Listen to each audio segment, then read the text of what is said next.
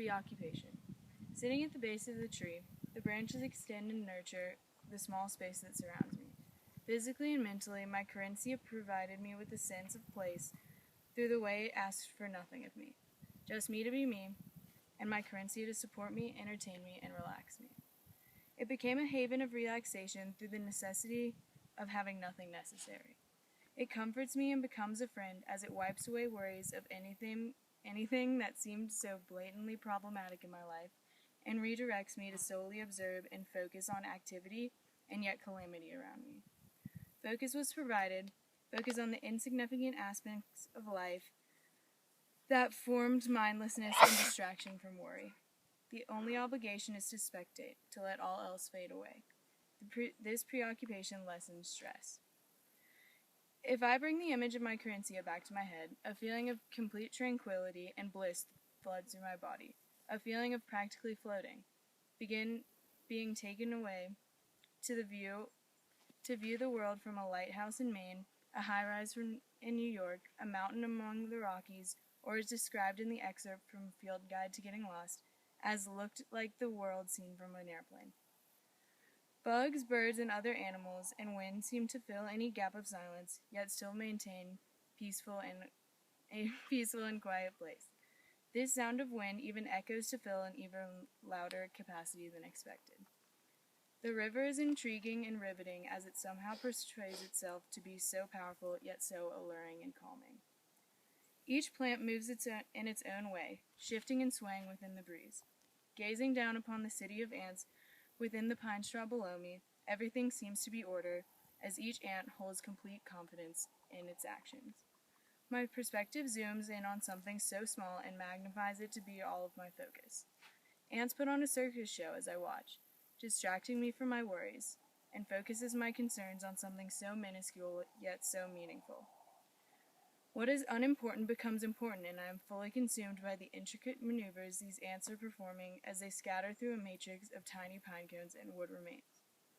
The performance kept me dialed in, as my Spanish quiz or history paper became less life-changing as many teenagers see their schoolwork. Engage with what was immediately before them, said by Solnit, embodies the importance of living in the moment and making the most out of what one is involved in, and for one to be preoccupied with just that. Petty distractions disappear, finding so much in what seems so small puts things into greater perspective. Apparently, there is much more to life than my stresses. My only responsibility here was to marvel, yielding at every moment to the perfect freedom of single necessity, expresses that only one energy is needed, that peace can be found in the smallest of things, like watching the ants. The minimal responsibility also lessens stress. No judgment or pressure is involved in the act of observation. Observation does not need a conclusion. I'm indecisive, and when I'm here, nothing is at question. Everything is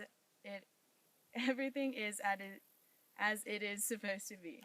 Whatever it wants instinctively, it does, and no one questions how an ant crawls, or how a twig snaps, or how a pine straw crumples or grass sways.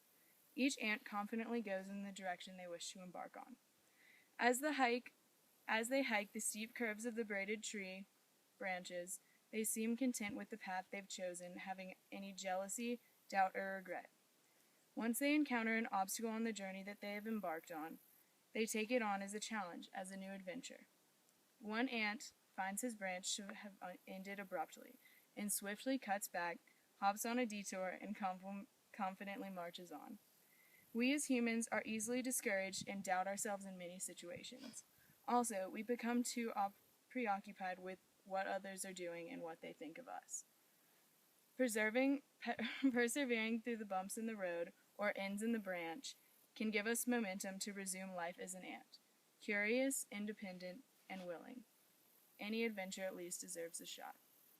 The combination of distraction to diminish any personal stresses, coupled with the comfort of not being involved in such an intricate little world, gave me relief of reduced responsibility that I thank my Carinthia for. The peaceful vibe of the Carinthia reassures me that there's no expectation of anything in this place. The nothingness of simple instinct is all that matters. No thought is needed. This experience reminded me overall that even when things get rough, it's not the end of the world. There's much more to life than what I am involved in. My Carinthia rips away the preoccupations of my day. It persuades me to concentrate on the simpler, less important things and to view the world from a place with no involvement or worry. My preoccupation was better defined as marveling, as a curiosity shrank day-to-day stresses. To spectate is my only job.